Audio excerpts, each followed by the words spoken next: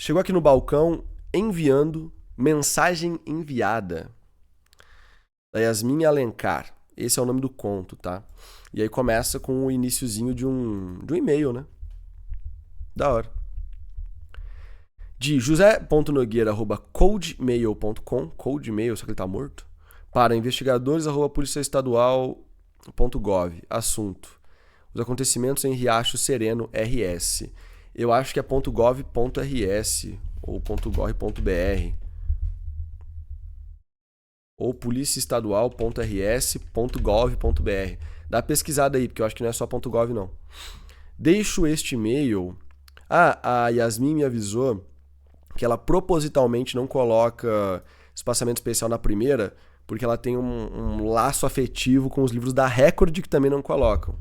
Lucas, eu posso não colocar? Pode, cara. Isso aqui, ó, não é uma regra. Isso aqui é uma norma culta. Não é uma regra da ortografia brasileira.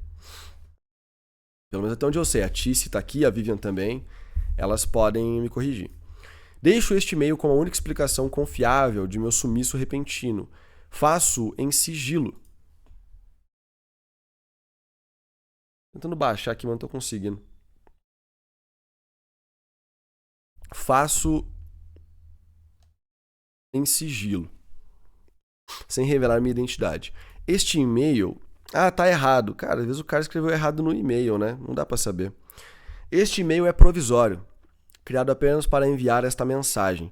Diversos nomes do relato a seguir foram alterados. Pô, mas vai mandar um negócio pra polícia com os nomes falsos? Complicado, né? De forma que, para discernir entre as informações verdadeiras e os enganos, seja conduzida criteriosa investigação. Contudo, os oficiais podem se tranquilizar acerca da validade do relato. Palavra alguma foi escrita com o intuito de obstruir as investigações. Imagine o seguinte, você é policial e chega um e-mail com esse papinho torto aqui. Talvez eu jogasse fora. As modificações existem tão somente para dificultar a identificação dos envolvidos. Uma hora a investigação os levará ao pleno conhecimento de nossos nomes. Faz uma carta de delação logo, mano.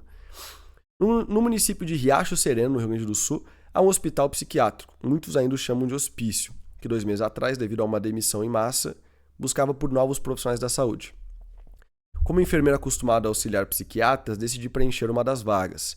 Fiz as malas esperando o calor agradável de uma cidade, mas descobri que minha estadia seria um tanto friorenta, pois o hospital ficava além da periferia de Riacho Sereno. Riacho Sereno, esse Sereno aqui ele tem maiúsculo também, tá? Na cidade, fui orientado a entrar no ônibus que nos levaria até o hospital. Eu e as outras enfermeiras, pois eu era o único homem... ponto. Quase vazio, o ônibus deixou a cidade de noite, só com 20 passageiros, e seguiu por uma estrada rural demasiadamente esburacada, contornando o bosque de araucárias que circundavam a região. Foi no ônibus que ouvi a primeira menção de qualquer coisa que pudesse explicar os acontecimentos futuros. Sentadas atrás de mim, 2 enfermeiras conversavam sobre a súbita friagem que chegara a Riacho Sereno. Uma delas disse que o inverno era especialmente difícil para a família, pois os pais se recusavam a deixar a casa se houvesse um nevoeiro do lado de fora. A mãe alegava um pavor terrível de sofrer outro acidente automobilístico por causa da névoa. Por ora, retornemos ao relato. Pois é, né? Agora que eu me liguei, o narrador ele foi longe pra caramba. Longe pra caramba. Ó, a Cíntia falou que depende do livro poder deixar sem o espaço aqui ou com, tá? Tem obras que precisa ter. Mas... em livro tem a liberdade poética. E a Tice ainda complementou o seguinte, tá? Ela sentou a porrada em tu, viu, Yasmin? Mas eu acho que é bem importante levar isso em consideração. Como enfermeiro, eu devo dizer que nós, enfermeiros, não auxiliamos os médicos. Nós trabalhamos de igual com eles. Ainda é comum a cultura de achar que enfermeiro obedece a médico. Aí, ó, viu? Tem que mudar lá o rolê. Porque no começo eu vi que ela falou que o enfermeiro ajudava psiquiatras, né? Claro que pode ser uma percepção do próprio enfermeiro, né? Falar assim, mas eu acho que mesmo se for essa desculpa, não é legal, porque você está escrevendo uma obra que pode levar pessoas a repetir isso. A menos que ele seja corrigido por alguém, é zoado. E como ele está escrevendo um e-mail, ninguém vai corrigir ele. Se assim como eu optarem por chegar ao local pelo ônibus e pela estrada rural, verão que o Hospital Psiquiátrico de Riacho Sereno, HPRS, é visível à distância. situado numa colina e iluminado precariamente com luzes brancas piscando de forma interminente. A única área mais clara é a entrada principal, cujas luzes parecem mais bem cuidadas. Em termos gerais, é uma construção arcaica, feita de tijolos vermelhos desgastados, em sua maioria cobertos de musgos e poucas trepadeiras. Falta uns pontos aqui, né? Tem ponto e vírgula aqui, mas falta um pouquinho de respiro.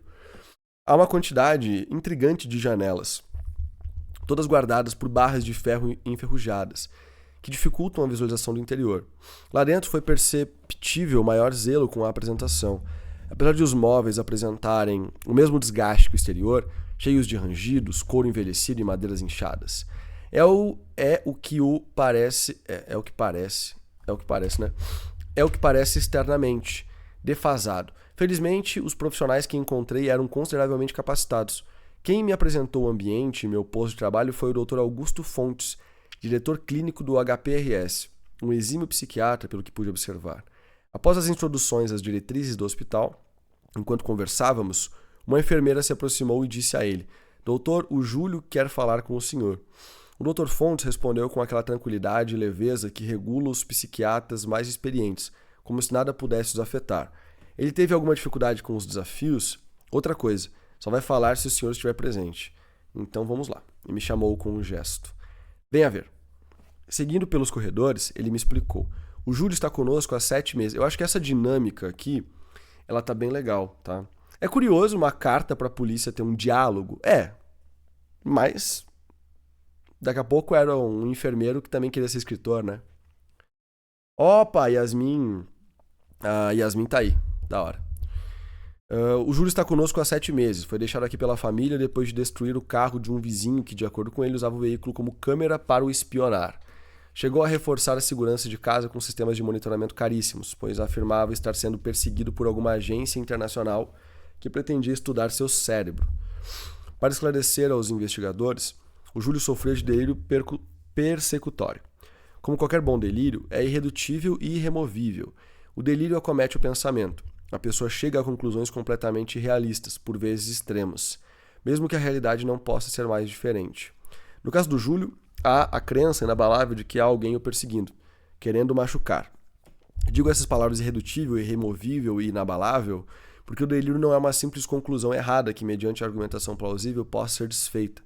Até mesmo o melhor dos argumentos para mostrar que nada pode afetar o Júlio, com uma carta de anistia dessa suposta agência internacional, não teria o menor efeito sobre o que ele pensa. Continuaria a proteger as janelas da casa. Mas tivemos bons resultados com ele, disse o Dr. Fontes. Respondeu muito bem à medicação e principalmente à psicoterapia. Foi efeito de um longo trabalho, mas ele tem até compreendido que está seguro. Em suma, é um paciente estável, com delírio em remissão completa. Faz 3 meses que não apresenta nenhum sintoma. Em menos de 3 semanas retornará para sua família. Legal. Bacana, né? Todavia, quando chegamos à área de lazer interna em que Júlio estava, percebi a confusão estampada nos olhos do Dr. Fontes. O paciente promissor tinha seus 40 anos, era calvo, estava um pouco acima do peso, e em nada parecia promissor. Aos gritos, expulsava os demais pacientes da área de lazer e tentava, sem sucesso, fechar uma janela que parecia emperrada. Assim que nos viu, desabou na cadeira mais próxima do Dr. Fontes. Doutor, só o senhor vai me entender. O Dr. Fontes sentou-se na cadeira ao lado. Que há para entender? Eu quis avisar as enfermeiras, mas não acreditariam em mim. Júlio tinha uma espécie de tremor em suas mãos, talvez o que o impediu de fechar a janela. Daí tentei avisar os pacientes antes de falar com o senhor, mas não fui rápido. Não, as janelas ficaram abertas. Só fechei 3 ou 4 a tempo. Tenha calma, Júlio, disse o doutor. Agora está tudo bem. Estou aqui, diga o que aconteceu. Por que as enfermeiras não acreditariam? Foi então que me dei conta do significado do tremor. Juntando isso ao olhar acelerado de Júlio, que alternava a atenção entre o doutor e a janela aberta, deduzi que estava assustado. A névoa, ele disse. Tinha algo na névoa. Vi um vento chacoalhar as árvores. Vi a névoa surgindo de trás das araucárias, à distância. As árvores eram más, doutor. Muito más. Porque balançavam de uma forma esquisita, como se rissem de nós. Não, os caras tá além. E parecia mais densa, quase como uma fumaça espessa. Eu sei que agora está normal, mas estava espessa, pode confiar. Nem veio direto para nós. Parece que só queria assustar, ficar encarando de longe. E agora deve estar nos cercando, tenho certeza, cercando o hospital inteiro, pensando em como invadir. A enfermeira que estava conosco, percebendo que a névoa já tinha percorrido a distância da mata até o hospital, tentou intervir de forma lógica. Mas Júlio, a névoa já está aqui dentro. Estamos bem. Não há motivo para se preocupar. Porém, Júlio não suportou a hipótese de ter falhado. Levantou-se da cadeira e retornou à sua nobre missão de fechar a janela. Dessa vez com mais intensidade, a ponto de ficar vermelho de tanto fazer força. Quando viu que era um esforço em vão, tentou socar a janela repetidas vezes para ver se resolvia o motivo de estar emperrada. O Dr. Fontes massageava a própria testa. Pega o Aldol, ele me disse. 5 miligramas. Isso aqui pode ser considerado um verbo dissente? Ele me e o disse só depois? Em teoria não, tá? Eu já vi revisor, a etista aqui, ela pode falar, pô, Lucas, tá totalmente errado. Mas, disse ele a mim, poderia ser. Mas se for o ele me disse, se eu não me engano, é melhor você usar a regra padrão e deixar o E maiúsculo e o pontinho aqui, tá? Corri em direção à farmácia do hospital e procurei pelo medicamento e pela agulha. Preparei 5 miligramas de haloperidol injetável e voltei para entregá-lo ao doutor. Ajudei a conter o paciente e administramos o antipsicótico via intramuscular no vasto lateral, coxa de Júlio. Durante o jantar, o Dr. Fontes compartilhou suas dúvidas quanto ao prognóstico de Júlio. Como podia um paciente estável voltar ao estado de psicose assim, sem nenhuma explicação? 3 meses sem sintomas, ele retornara a agudizar. Não só isso, mas o delírio do tipo persecutório agora tinha um novo desdobramento. Não eram governos internacionais que o perseguiam, mas a própria natureza. Uma exacerbação curiosa, ele disse. Mas por hora, vamos dormir. E assim o fiz. Dormi no próprio hospital, assim como a maioria dos médicos e das enfermeiras, para facilitar a logística. Contudo, nossa preocupação com o delírio de Júlio se tornaria ainda mais forte. Na manhã seguinte, fiquei de entregar as medicações matutinas de um grupo de pacientes. Eles estavam no pátio externo, todos bem agasalhados, porque o frio era muito. Entreguei as pílulas, servi um pouco d'água e fiquei por perto. Para me certificar de que tomariam os comprimidos, à distância vi 3 enfermeiras conduzindo uma outra paciente para dentro. Consegui ouvir uma delas dizendo que o Dr. Fontes arranjara um tempo para ouvir as queixas dessa paciente, contanto que entrasse naquele momento. 15 ou 20 minutos depois, a paciente retornou sozinha ao pátio, e uma das enfermeiras veio até mim. Disse que o Dr. Fontes pretendia me ver.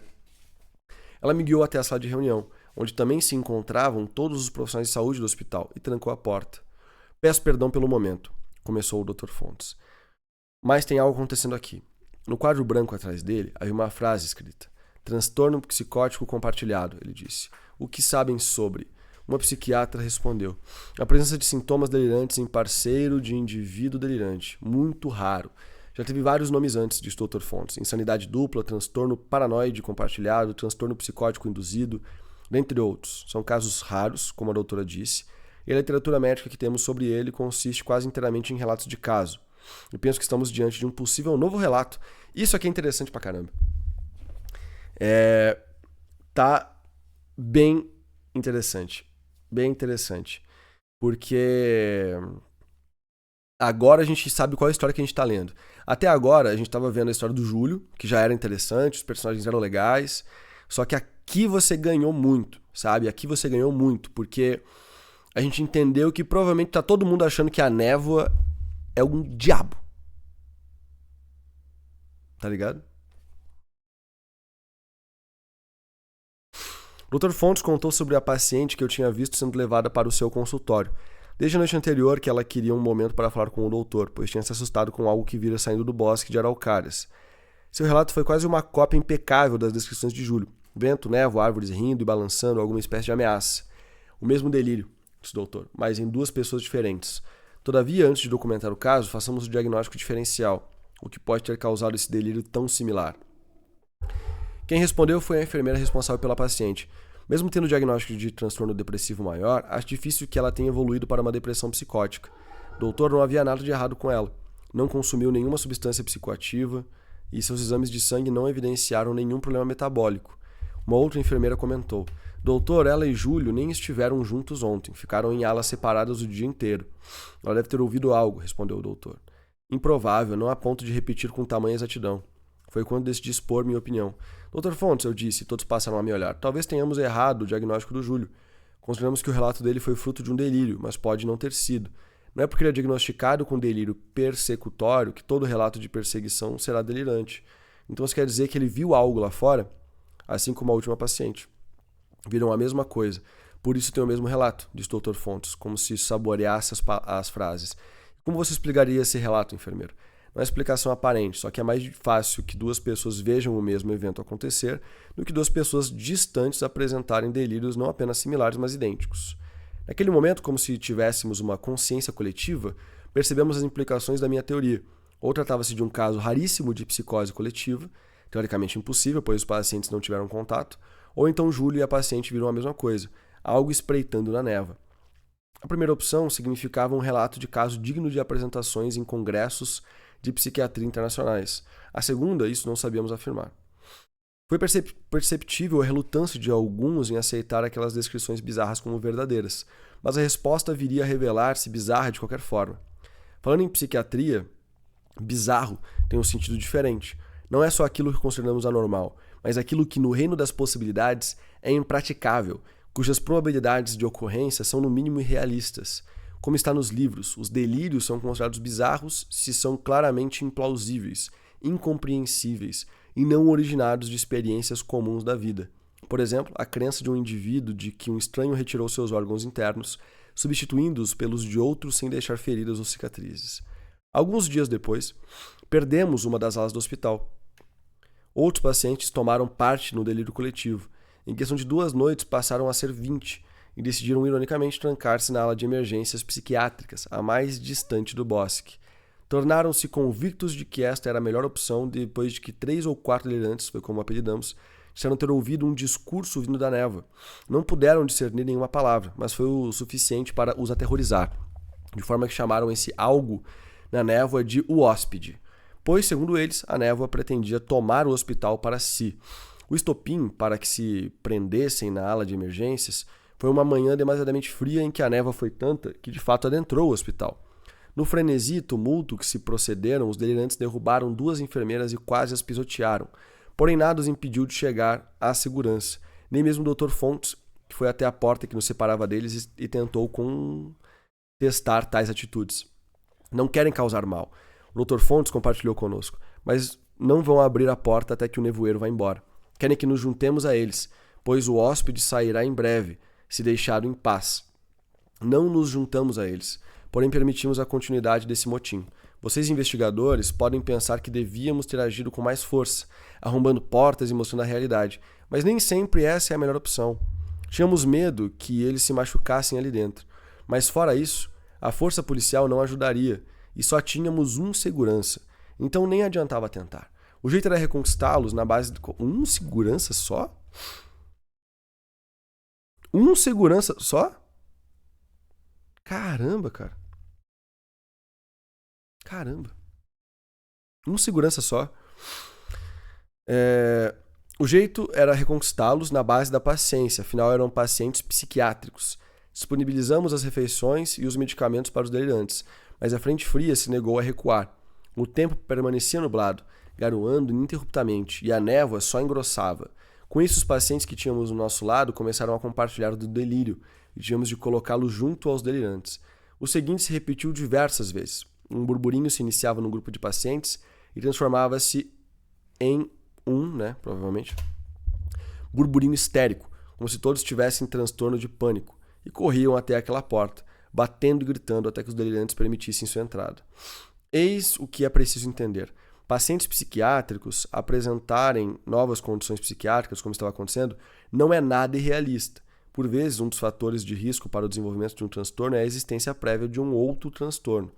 Nunca esperamos que surja um novo transtorno assim, sem explicações, mas é possível. Em contrapartida, uma pessoa sã entrando em psicose, contrariando a previsão do tempo, o nevoeiro não se desfez, apenas engrossou. O que seria uma semana ensolarada virou subitamente aquilo que menos precisávamos no momento. Os noticiários foram tão enfáticos na caracterização daquela frente fria que tivemos de desligar os televisores e rádios que usávamos, pois os pacientes, escorando-se na porta da sala de reunião, ouviam as notícias excessivamente dramáticas e logo se juntavam aos delirantes. Todavia, naquela manhã algo me ocorreu, e imediatamente após despertar, fui tomado por um pavor inexplicável que me pôs de pé mais rápido do que qualquer alarme. Levantei rápido a ponto de causar tontura, sentindo meu coração bater bem alto. Imaginei que fosse algum tipo de ansiedade matutina, pois medo e ansiedade se misturam quase sempre. Mas eu nunca tinha passado por episódios assim. Nunca fui ansioso. Sem contar que não havia motivo para me preocupar. Havia o sentimento dominante de algo inacabado, como se eu precisasse resolver assuntos pendentes, como se tivesse de sair correndo do quarto e sanar uma urgência. Caso contrário, não sobreviveria. Meu pavor me levou até a janela do quarto, embaçada pelo frio lá fora. Esfreguei as mãos trêmulas contra o vidro gélido, o que melhorou um pouco a visibilidade, e olhei o cenário de canto a canto, em busca de algum controle sobre a minha situação. E acabou?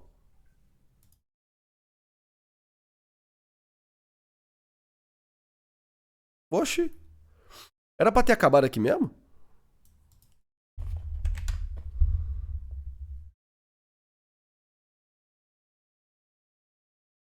Ah, você ainda não terminou? Putz, mano, eu tava querendo ler o resto. Caramba. Bom, aí me pega, né? É, agora eu fiquei muito curioso pra saber o que, que tem na névoa, mano. Pô, você acabou. Você ficou. Você acabou num momento muito crucial. Mas muito crucial. Tá, vamos falar então sobre o que. Como prosseguir. Primeiro, assim, nota pro texto, tá? Pra mim é nota 8. O texto tá bem revisadinho, que nem a Tice falou. Ele é bom, ele tá correndo legal. Ele tem personagens interessantes, tem um plot interessante, tudo tá funcionando pra mim. Ele tem brasilidade, né? Podia ter um pouco mais ali nas falas dos personagens, mas tem brasilidade. Então é legal. Por que eu não dou 9? O 10 é quase impossível, né? Mas por que eu não dou 9? Porque eu tava lendo algumas coisinhas aqui que daria pra dar uma melhoradinha, mas também a gente não leu tudo, né? Pode ser que o final estrague completamente a experiência que a gente vai ter. E como é um conto só, eu acho que é legal a gente ler a continuação para dar uma nota um pouco maior.